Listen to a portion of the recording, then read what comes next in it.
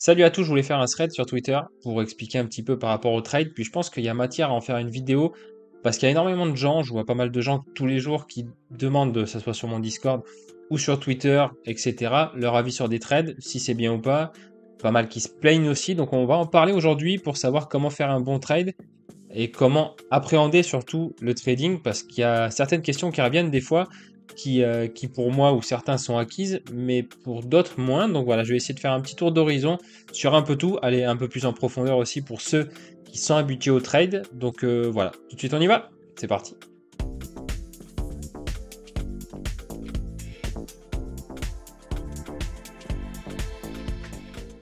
Pour rien vous cacher, j'ai discuté avec trois traders, trois gros traders. Je vais pas dire leur nom parce que je leur ai pas demandé si je pouvais dire leur nom, tout simplement, j'ai oublié. Donc voilà, je vais taire leur nom.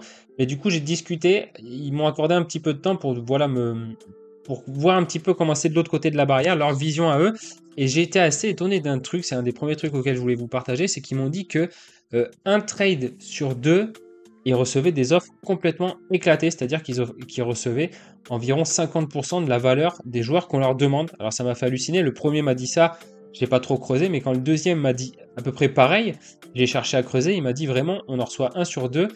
Et ce qu'il faut garder à l'esprit, et ça c'est pareil, je ne l'avais pas calculé moi, c'est que évaluer un prix, ça prend du temps. Le temps, c'est de l'argent pour les traders. Par exemple, on va aller sur Kairo Mitoma. Kairo Mitoma qui va être valorisé, je vais dire une connerie, à 0,0414. Et le floor price, il est à 0,0307. Alors ça doit être par rapport aux cartes 2023. Du coup, c'est ça. Déjà, ils doivent faire la part entre les cartes 2023, 2022, 2023, 2023, 2024. Je vais y arriver. Il faut aussi regarder leur dernier score parce que le joueur, ben, il a un prix, s'il part pas au floor price, peut-être que le prix va baisser parce qu'il a fait des scores pas fous. Donc ça prend du temps d'aller évaluer vraiment à l'instant T parce qu'eux, ils vont pas forcément regarder le prix. C'est comme si vous avez une jeune pépite qui va exploser, etc. C'est bien, mais eux, ils s'en foutent. Clairement, ce qu'ils vont voir, c'est la valeur à l'instant T. La plupart des bots, des traders même en général, vont marger entre 15 et 25%. Alors, Basil Bot, c'est 25%, j'ai vu. Pavel Trader, c'est 4500%. Ça dépend. En général, voilà, c'est entre 15 et 25%. Et il faut bien différencier deux types de trades. Il y a les trades où vous allez donner des joueurs contre des joueurs. Purement et simplement, il n'y a pas d'Ether dans la transaction ou d'euros. Et il y a les trades où vous allez mettre de l'Ether ou de l'euro. Je ne parle pas que si vous mettez 5% voilà, d'Ether ou d'euros. Mais si par exemple vous mettez la moitié en euros ou en Ether, plus des joueurs qui sont pas DNP, etc., et bien en général, en face, vous aurez le prix quasiment au floor price, c'est-à-dire qu'il va prendre quand même en compte que vous mettez du cash dans la transaction, et il va faire un prix beaucoup plus cool que si vous mettiez des joueurs, et là il va prendre ses 20-25% bien évidemment. Donc voilà, je répète, la valeur du joueur, c'est pas forcément celle que vous allez décider vous, c'est votre, comme je vous ai dit, voilà, je vous ai donné l'exemple de votre jeune joueur qui a un super talent qui va exploser, il peut coûter plus cher, eh bien gardez-le, le trader il n'en aura rien à faire de sa valeur future. Il y a aussi à prendre en compte la liquidité de votre carte. Par exemple, là, le bon exemple, c'était Kairo Mitoma. Mais si par exemple, vous voulez, vous, Kairo Mitoma, et que vous échangez, voilà, par exemple, je prends lui, il n'a rien à voir avec la valeur, hein, qui joue en Russie, où il va y avoir voilà, beaucoup moins d'achats et de reventes, et bien ça, je pense que le trader aussi va le prendre en compte.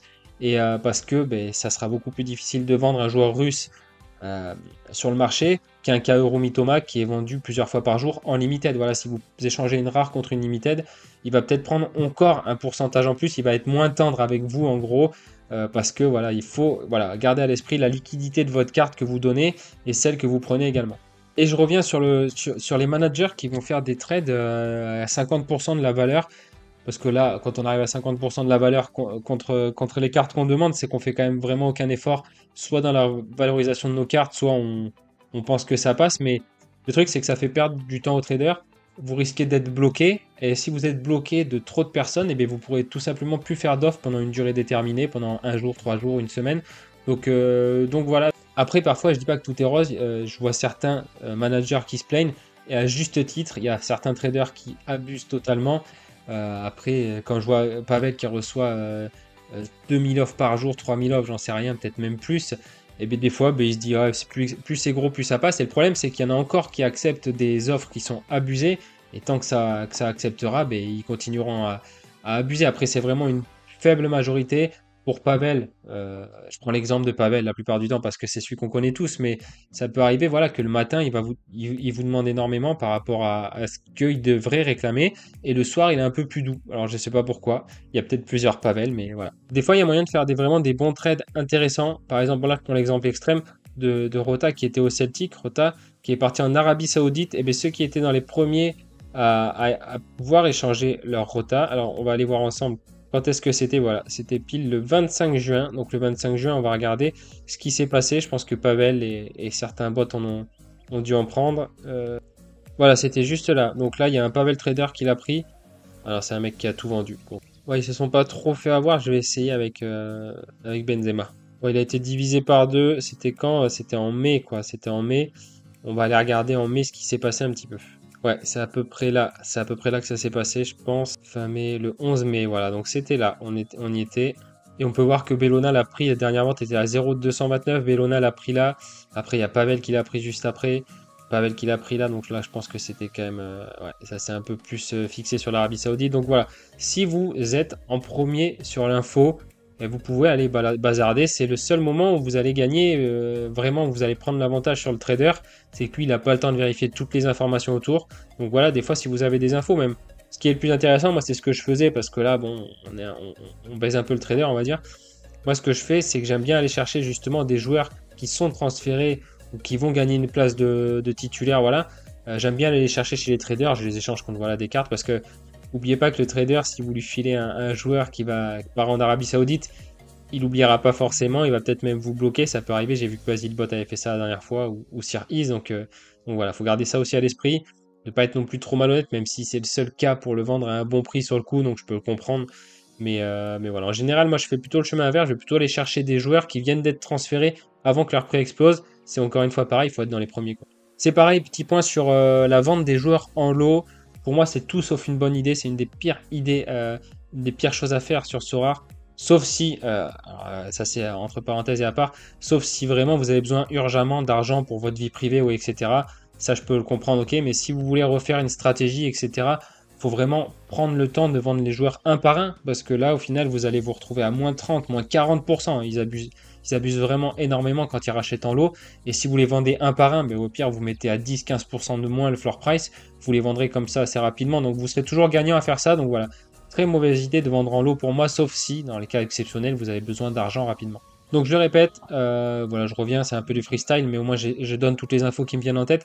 Le trade parfait, c'est vraiment d'ajouter un peu d'Ether. Et n'oubliez pas que les traders, ils ne peuvent pas vous demander de l'Ether. En fait, il faut leur envoyer une petite somme, même 1 centime, pour qu'ils puissent en retour vous dire, ben, moi je veux ton joueur plus 5 euros si tu veux que le trade. Si vous ne mettez pas d'argent, ils ne peuvent pas vous demander combien ils veulent en plus. Et du coup, ils vont juste refuser au final sans vous faire de contre-offre parce qu'ils n'ont pas le temps d'aller chercher dans vos joueurs, etc. Donc, n'oubliez jamais de mettre une toute petite somme d'argent quand vous envoyez un trade pour qu'ils vous disent en gros, il me faut ça en plus. Et puis au pire des cas, vous mettez un joueur qui vaut à peu près ce prix-là pour conclure le trade. Chaque trader est plus ou moins différent, même si les bots se ressemblent quand même assez. Basilbot, Sir Is et Rub. Enfin, il y a Sir Is et Rub. Et Basilbot, il a tendance quand même à accepter la plupart des cartes que vous allez lui proposer. Sir Is et Rub, ils sont quand même un peu plus compliqués dans les choix de cartes. C'est arrivé qu'ils refusent des cartes où j'avais pas trop compris, des cartes liquides, etc., où le prix avait pas trop bougé. Donc voilà, essayez chez l'un, essayez chez l'autre. Après, voilà, il y a les temps de réponse aussi. Il y en a vraiment beaucoup de traders maintenant. Ça peut énormément servir. Moi, ça m'a servi énormément quand j'ai changé de stratégie, quand j'avais besoin de joueurs, etc. Donc ils sont quand même très importants sur Sorare pour nous. Donc voilà, on va pas non plus cracher sur eux, même si je vous répète qu'il y a des fois une minorité qui parfois, c'est pas tout le temps, abuse. La plupart quand même sont vraiment cool pour tous les managers. Donc gardez ça à l'esprit que voilà, sans les traders, on serait quand même bien dans la merde, je pense aujourd'hui. Et si on veut bouger, voilà. Parfois, ça serait beaucoup plus compliqué. Là, même si on perd un petit peu au passage, vaut mieux perdre un petit peu, mais être débloqué derrière pour pouvoir jouer, ou voilà, pour pouvoir avoir des joueurs même qu'on peut revendre derrière. Ça peut arriver ça comme ça. Donc voilà, gardez ça à l'esprit, que c'est quand même une belle solution à une situation bloquante pour l'évolution de votre roster, quoi. Voilà mes conseils pour le trade. Il doit y en avoir d'autres. J'ai balancé un peu en freestyle tout ce qui me passait par la tête. J'espère que ça vous servira en tout cas. Il y a pas mal de traders actifs. Vous avez juste, c'est vrai que ça c'est un petit tips que j'avais vu sur un live de Torque. Au lieu de taper trade ou trading, vous tapez trade, espace, vous faites entrer et vous aurez accès à énormément de traders. On va attendre là, juste là, et vous verrez que voilà, vous avez pas mal de managers, vous pourrez piocher dedans qui font du trading. Donc ça c'est un tips que j'ai bien aimé, que j'ai vu qu'un viewer s'avait donné à Torque sur son live. Et comme ça, vous pouvez voir, voilà, bon, il y a souvent des no-trade, mais par exemple, Artorias of the Abyss, trade 120%, je ne le connaissais pas. Voilà, et c'est encore un trader. Donc, je pense que quand on cherche un joueur, on peut vraiment le trouver chez un trader. Il y a bien un trader dans le tas qu'il a, que ce soit SCR, Rare, Limited. Donc voilà. Gardez tout ça à l'esprit. Je pense que c'était des bons conseils. Ça reste comme d'hab que mon avis. Je vous remercie d'avoir regardé cette vidéo. Je vous souhaite une belle semaine et je vous dis à très vite. Salut!